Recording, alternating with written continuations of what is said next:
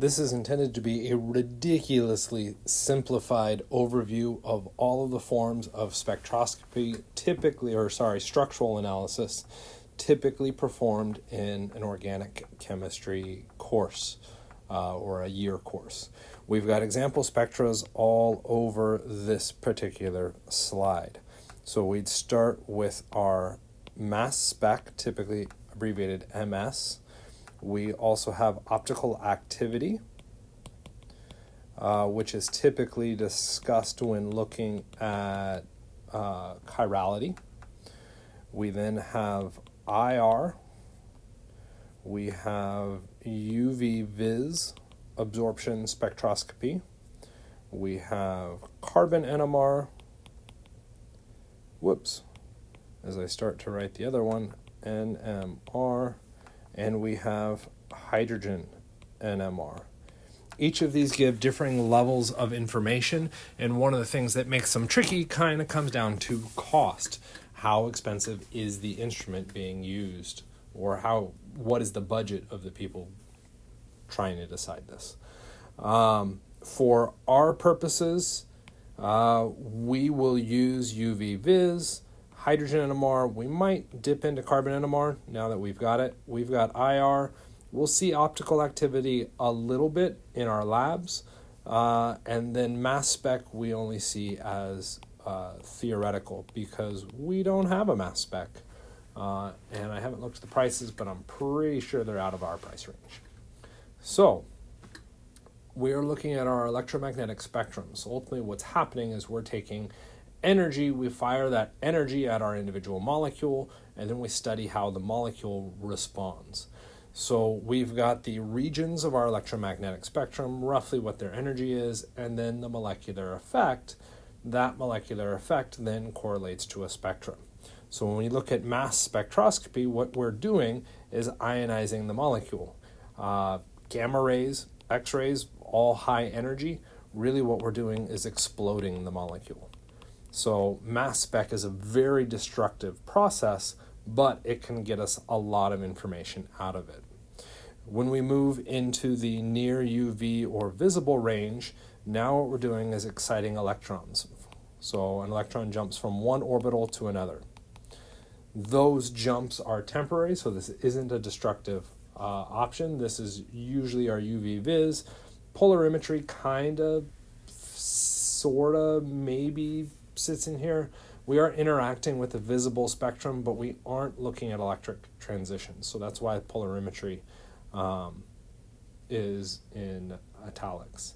The infrared region is lower in energy, and so it doesn't even cause electrons to jump orbits, but it does cause molecular vibrations. Okay, and I would prefer if we remembered that as bond vibrations for the sake of this class. And then the last one, in NMR, we're using radio waves to probe nuclear spin transitions. So some nuclei have magnetic moments, and we can mess with those magnetic moments using radio waves. If you would like kind of a detailed summary, what you should be doing is asking me for specbackground.pdf, or that name. It should be in our Canvas course already, hopefully. Here's a big overview. This just covers, in my opinion, the primary characteristics. So what we're looking at is IR, mass spec, we have our hydrogen NMR, and our carbon NMR. I would recommend that this information gets committed to memory. You'll notice there isn't one for polarimetry or for UV vis, and because I don't really think there's content that you have to memorize with those. With these four forms of spectroscopy, you really need to memorize this information, and arguably you could put in some more. These are also the four forms that are typically tested on explicitly and extensively in most courses. This little slide was something that I put together a while ago after a student pointed out that I taught him how to do it this way, which was kind of bizarre. But what this does is it takes all of the information from those four forms of spectroscopy and it puts it all in a single place. What I find students tend to do is get overwhelmed with the spectra and not have an organization for how they solve. All this does is organize how you solve. That's it. Okay? It's effectively an ICE table from 152. Okay? It's not a requirement, but it really helps the process along. Okay? So, mass spec. Okay? The primary goal as far as we're concerned with mass spec is to determine the obvious atoms. Those obvious atoms are bromine, chlorine, iodine, and nitrogen. And so those pieces of information come from looking at our spectrum. So our quick interpretation is when we look at our mass spec, what we're going to do is look at the peaks furthest to the right. Okay? So I'm going to go all the way out there furthest to the right, and then I'm going to try and look for the tallest peak furthest to the right. Okay? So I would say it's this one. Notice that is not the tallest peak. The tallest peak is here. Okay? I don't care. It doesn't have to be the tallest peak. It just needs to be the peak furthest to the right that is also the tallest.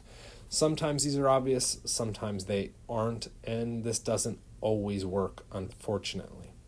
But what that peak usually is what is known as the M+.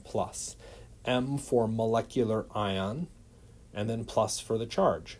So what this is we took our atom or a molecule, we hit it with ionizing energy, which means we ejected an electron from the structure lost an electron, now it's positively charged. If that's all that happens, the mass hasn't really changed, and so the mass of that signal, if you go all the way down to the bottom there, is now the molecular weight of your original compound. So that's kind of helpful. Okay? Which you could then report out if you were asked.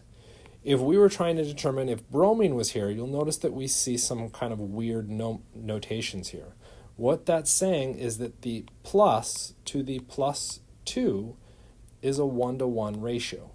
Okay? The information missing is that the M plus is roughly the same size as the M plus 2. Okay? So the molecular weight plus 2 is roughly the same height. If we go through and look at that, those are roughly the same height. Are they indeed within 2 units? This is where you sometimes got to pull out a magnifying glass to take a look, but our M plus is at, I probably should actually look this up, 108. That says 108, and the other one's at 110, which means yes, this is our M plus to M plus 2. This compound, whatever it was, did indeed have bromine present. Okay? Is chlorine present? Well, for chlorine, we're looking at the same thing. We're looking at the M plus to the M plus 2, but in this case it has to be 3-to-1. This is most certainly not a 3-to-1 ratio. 3-to-1 probably would have looked more like that. Okay? So chlorine is not present in this particular spectrum. Okay? The next thing we could look for is a massive mass. Iodine is so large that if iodine was present, the molar mass of this compound is probably huge. We're at what, 108? Iodine on its own weighs 127. Iodine's not present. And then the last thing that we could look for is our molar mass odd? If it is odd, then we have an odd number of nitrogens. Watch out for the trick where faculty might put in 2 nitrogens. An odd plus an odd is unfortunately an even, and you've lost that information within your mass spec. Okay? After you've identified those atoms, you could potentially move into what I would call the secondary goal, and that's to determine a possible molecular formula. Okay? I don't like doing it because it's a lot of work and a lot of math, and I think I can get that information easily enough in other spectra. But if I don't have the other spectra, now I'll go through and do it. So, for example, this compound was 108. We know there was bromine present. Bromine has 2 common isotopes, 79 and 81. We're going to subtract the 79 because I'm looking at the molar mass of 108, so it's the lower mass one. I'm going to pause here for a second. Mike's bad at math. So we subtract the 79, we get a 29. So that 29 is due to the remaining elements. Because this is organic chemistry, we have no other evidence for anything else. We know that that remaining mass has to be carbon and hydrogen. 29 hydrogens and 1 bromine makes no sense, so what we'll do is start with our carbon. Since we know carbon typically weighs 12, we'll take 12 into 29, which will fit twice, and that'll get us a mass of 24. Okay? Which means the missing 5 must be due to hydrogens. So assuming I did all the math right, which I could have easily botched because I'm bad at math, we get 2 carbons, 5 hydrogens, and 1 bromine. Now we've got some information about our compound. Okay? You could also go through and use this degree of unsaturation formula. It's sort of self-explanatory. I'm really bad with formulas, particularly when they're in a narrow environment, and so I don't waste my time to memorize a degree of unsaturation formula. If you feel that's something you need to do, feel free to go through and do so. Ultraviolet and visible spectroscopy is looking at our electronic transitions. These are typically centered on compounds that have pi bonds. And that's because if we have pi bonds, the transition between the pi bonding orbitals and the pi anti-bonding orbitals happens to match the energy of the ultraviolet spectrum. So if we looked at molecular orbitals for this system, each of these carbons as part of the pi system are sp2 hybridized. They all have an available p orbital. That p orbital is what's contributing to the pi system. Because they are all conjugated, we can do resonance through this, we can now look at the molecular orbital diagram, which is what's now shown over here. Okay? And we would start with the lowest energy, where they are all perfectly aligned, which means if I had an electron here, it could jump in phase all the way across. Okay? As I move up in energy, I'm going to add a node. That node means the electron could jump, but now it can't make the jump through the node because those orbitals are out of phase. Okay? This continues all the way up until we're at our highest energy, where if we placed an electron, it can't do any jumping through any of the orbitals. Okay? Now we have a molecular orbital diagram. So the next part would be to simplify this. So in that simplification, we would show each of those orbitals as just a line representing that pi interaction. You'll notice this diagram has shown 4 electrons in it. Well, where did those 4 electrons come from? Well, they came from the pi system. Okay? Each of those pi bonds represents 2 electrons. So if I now want to know what this structure looks like, or the molecular orbital diagram for the structure looks like, I now have to place those 4 electrons into this. I would place them in the lowest energy possible first. The highest occupied molecular orbital is known as the HOMO. The lowest unoccupied molecular orbital is known as the LUMO. These 2 orbitals get special names because the energy to transition between those orbitals happens to fall in the ultraviolet and visible range. So when we're looking at UV spectroscopy, what we're looking at is the energy between the HOMO and LUMO for an individual molecule. It is characteristic for an individual molecule because most molecules have different pi systems. Right? The big trend to get out of this is that if you increase the conjugation, you decrease the gap between the HOMO and LUMO. Okay?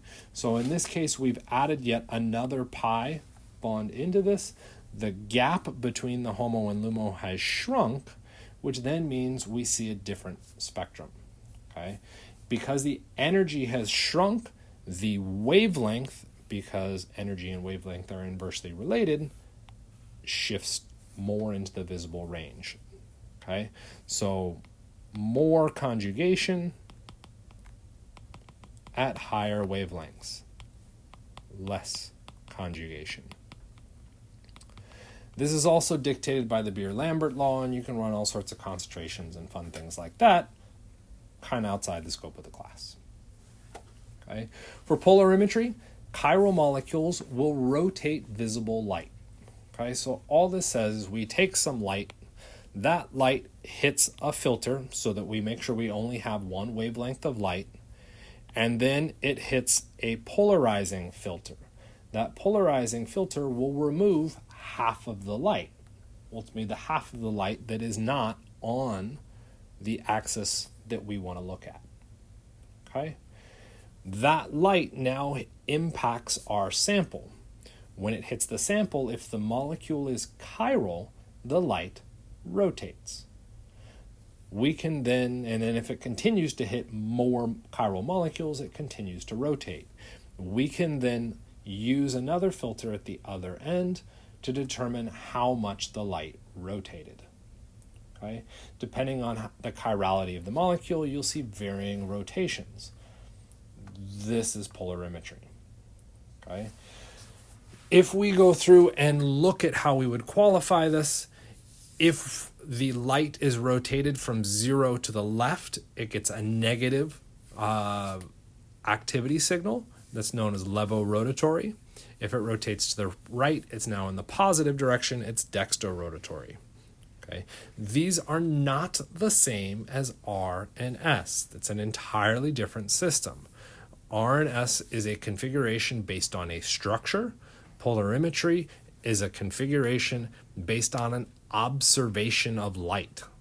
Okay, so entirely different ways to represent it. You get 3 different formulas on what you can do with these at the bottom. Because you get positives and negatives assigned with these, it can make things tricky because those positives and negatives are now not a mathematical operator, but a label. Okay, so you can confuse the label with the mathematical operation, which F's with all of your calculations. So just be careful when you deal with these. And just for extra measure, these are not the same as R and S. If you move into biochemistry, you'll hear reference to capital D and capital L. Those are also not the same as anything on this slide. Okay, so cross that bridge when you get to it. Just make sure you don't confuse them with levorotatory and dextrorotatory. When we get to IR, what information does the IR spectrum give you? This is kind of a pet peeve of mine. It gives you information about bonds, not functional groups. All too commonly, students and even faculty will go through and start to write down when they see a characteristic group of signals and start to say, oh, that means I have X functional group. No, it doesn't.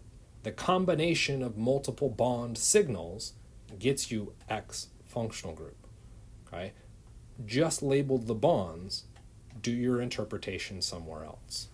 As far as what we see within this spectrum, how would we know that what we've got here is a CHSP3 and the rest of this I can ignore? Okay. Well, I would know that because 1400 and lower is known as the fingerprint region, and it is very rare for any faculty member to have students analyze it. I do every so often, so be aware of that. You do need to at least consider it. Okay. And then how do I know that this one was a CHSP3?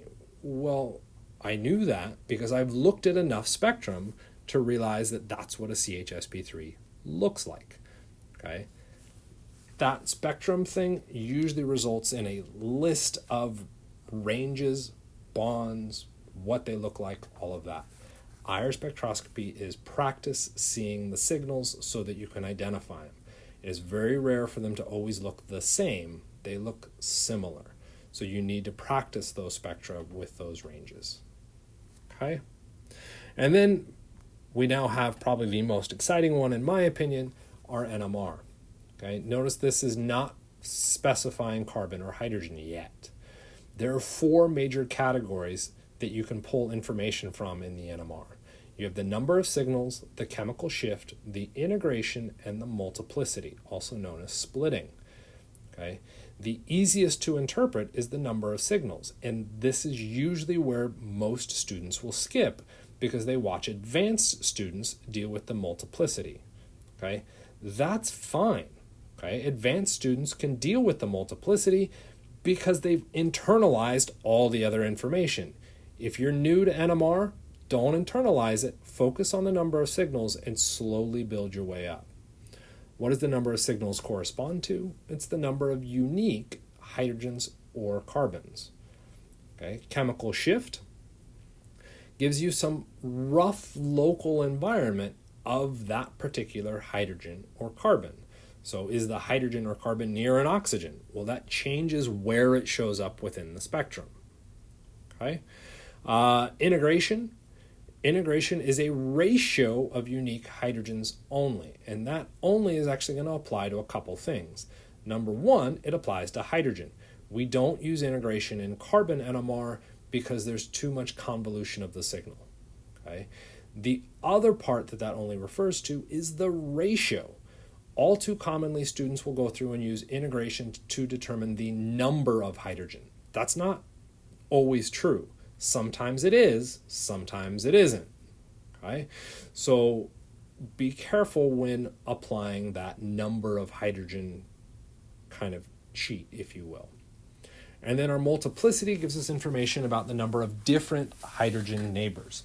Also the most difficult to interpret, but it does give you a lot of useful information. When we're looking at our number of signals, carbon, hydrogen, this is our number of unique atoms. So the general way that I would reference this is build a model, throw it up in the air, point to an atom, throw up the model in the air again, point to the exact same atom again. If you're like, I don't know, it could have been that one, well then that atom is not unique. There's something else that copies it. Okay? So those confused atoms are now chemically identical, which means they show up at the exact same space, okay, or the exact same chemical shift. So if we take a look at the compound shown below, what you might see is that this carbon and this carbon would be chemically identical. There's no way to tell a difference between them. For those of you saying, well, one's on the left and one's on the right, remember, pick the structure up and throw it in the air. You wouldn't know. Okay? So we lose that kind of information. Same deal with the next two, and same deal on the insides. Okay? This is going to apply out to our hydrogens as well, if we draw on the hydrogens. So if I looked at the carbon signal, I would expect 3 signals. Okay? If I look at the hydrogen, I would expect to see 3 signals. And we'll deal with signals versus peaks in a little bit. Okay? If we move to this next one, we'll take a stab at it. How many carbons do you think you would see? And now, how many carbons? Let's look at the carbons. So for sure, this carbon is unique. That is also a commonly missed one because it's floating out on the outside of the structure. This carbon is definitely different than it, but it's also the same as this carbon. Why? There's a line of symmetry running through the molecule. Okay? For those of you saying that those halves are not identical, this hydrogen and the oxygen are not the same, this gets tricky.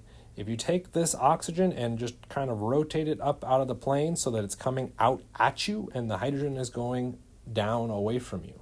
Because that is an sp2 atom, you can perfectly split this molecule in half. Okay, so there is still indeed a line of symmetry. That's going to set up this carbon being identical to this carbon. So a common answer is 3. That's wrong because, well, there's another carbon on that ring. So you could say, well, here's another common answer. We get 4. And again, lost the green carbon. Okay? So we've got to watch out for all of those carbons. The green and the black are not identical because the green one's connected to the purple. Okay? The red versus the blue.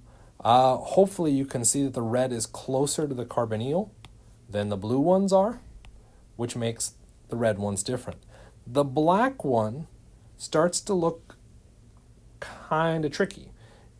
It is further than the blue one, but it's really not that much further away.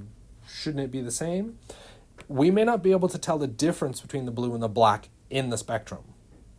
That's not what the question asks. The question asks is how many signals should we expect to see? We expect to see 1, 2, 3, 4, 5 carbon signals. The blue and the black are not the same. Okay? If we were to do hydrogen, we'll actually do the hydrogen on the next one. Tell me how many hydrogens are on this structure. For those of you that are really fast at this, lines of symmetry up the yin-yang on this structure, which means pretty much all the hydrogens are identical. Turns out that's not perfectly true. It is tricky and it requires cold temperatures to tell the difference, but these two hydrogens are technically not the same. If you are cold enough, at room temperature, they're identical. Okay, so if you're questioning that, talk to me, because it's an interesting question. And then the last one adds in a whole nother element of difficulty, because what we see here is that this is a chiral atom. That chiral atom messes with our analysis, and it again changes how we interpret. These two hydrogens end up being different from each other, okay, even though they're connected to the same carbon. But there is no way that you could confuse the red or the green with each other with this molecule, assuming that chlorine stays wedged, and there's no reason for it to change. That's kind of the whole chirality chapter.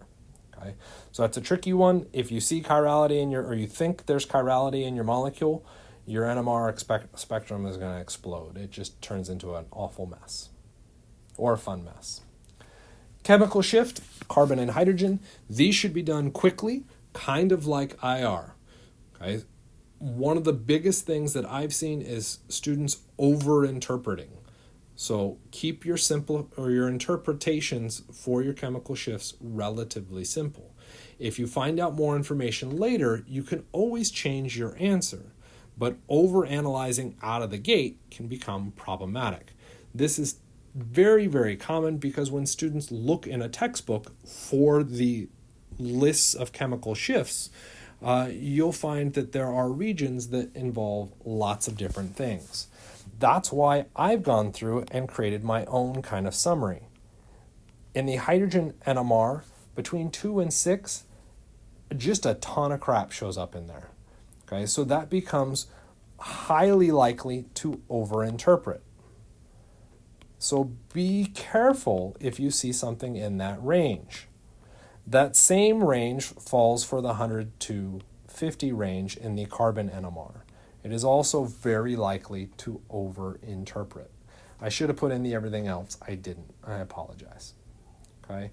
In general, the more or the closer to an electronegative element, the more your signal will shift to the left, to higher ppms or higher frequencies.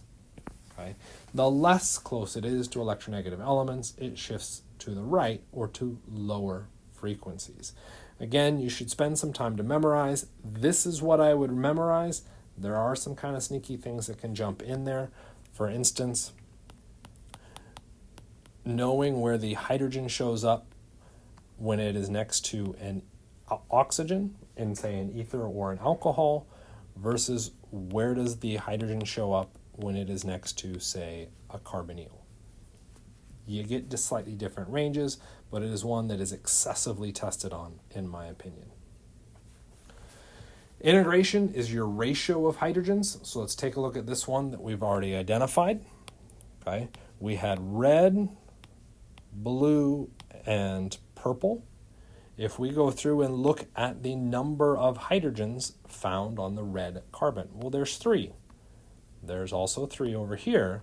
So the red one should contribute 6 signals, or 6 hydrogens.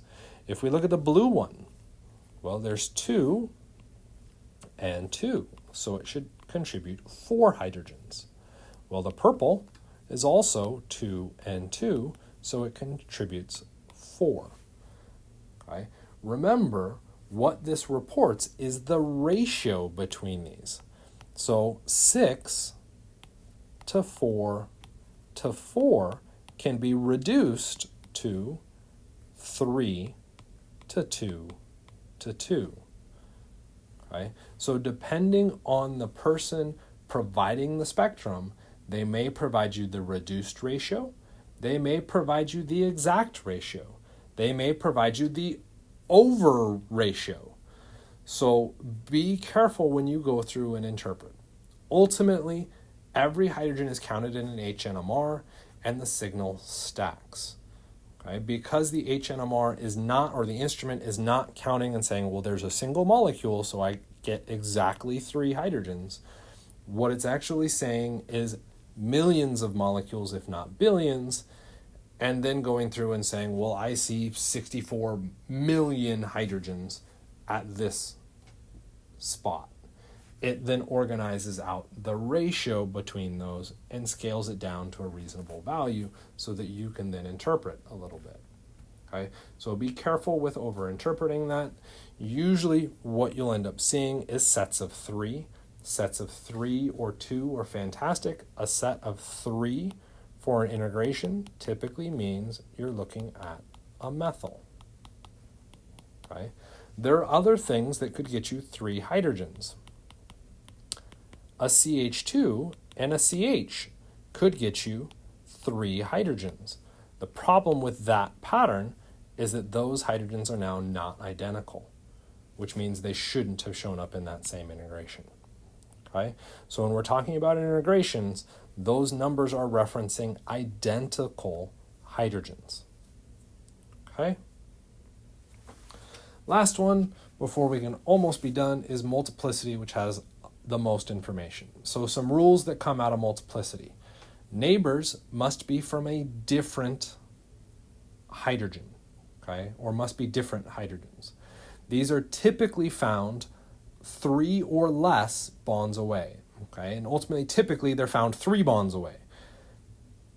It's not always 3 bonds away, okay, they can be 2 bonds away, but it's typically 3 bonds, and sometimes you can see it as 4.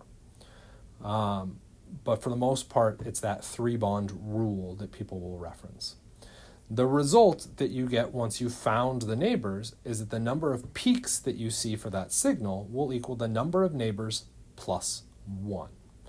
Okay? So if we look then at dealing with this, if we take a look at our red hydrogen,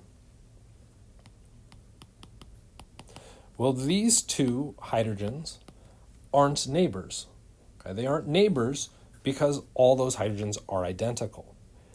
If we now look at, say, the blue hydrogens, well, let's count this out. This is 1 bond, this is 2 bonds, and this is 3 bonds. Am I add a hydrogen? Yes. So that hydrogen is a neighbor.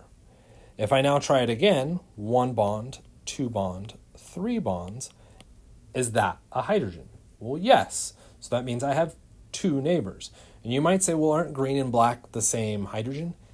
Yes, but you're going to have a different interaction with the family or the individuals of the family that live next to you with each of the individual members of the family that live next to you, even if they all live next to you.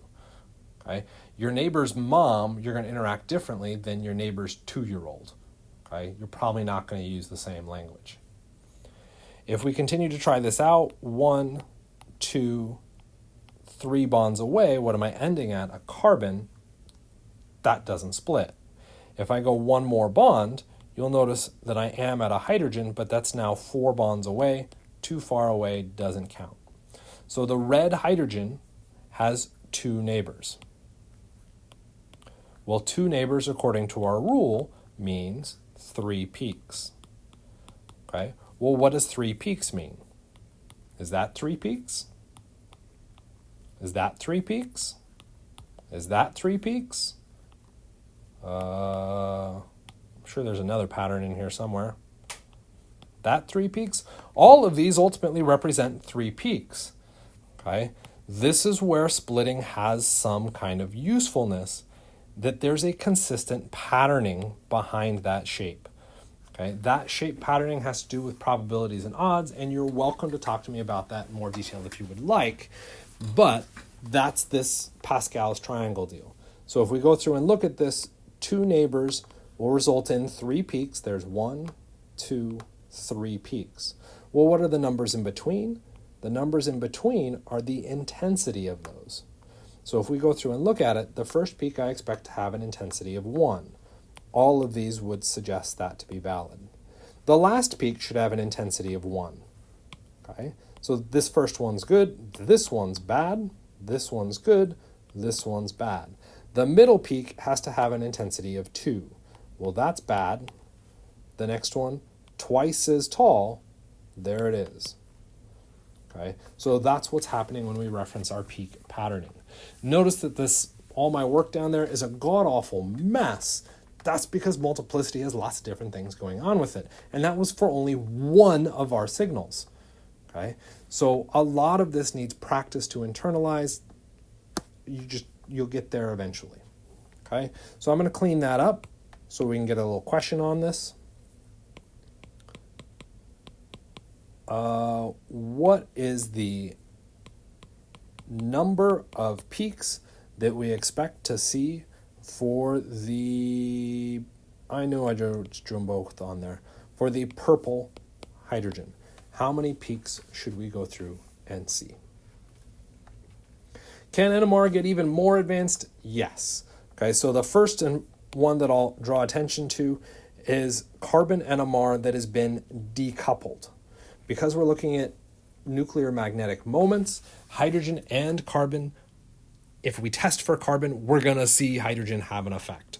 Okay? And typically what happens is we do a decoupling. We remove the hydrogen information from the carbon spectrum. Okay? Or we could couple it. Okay? In the process of coupling it, we will see an effect from our hydrogens. That's what all these letters are. These letters are referencing the splitting pattern, which is a fancy way of saying how many hydrogens are connected. S stands for singlet, which means 0 hydrogens connected to that carbon. D stands for doublet, which means 1 hydrogen connected to that carbon. Okay? T stands for triplet, which means we've got 3 peaks. Don't worry that you can't see the 3 peaks, which means we have 2 hydrogens connected to our carbon. Okay? It is useful. You can pull some information out of it. It tends to be more complex. Okay? If you're interested in spectroscopy, you can definitely push this a heck of a lot further into things like 2-dimensional NMR and 3-dimensional NMR, which are all sorts of fun and dandy, and I would love to say that as an instructor I know anything about those, but I don't really. Okay? And with that, we've got the end of our spectroscopy whirlwind in under 40 minutes.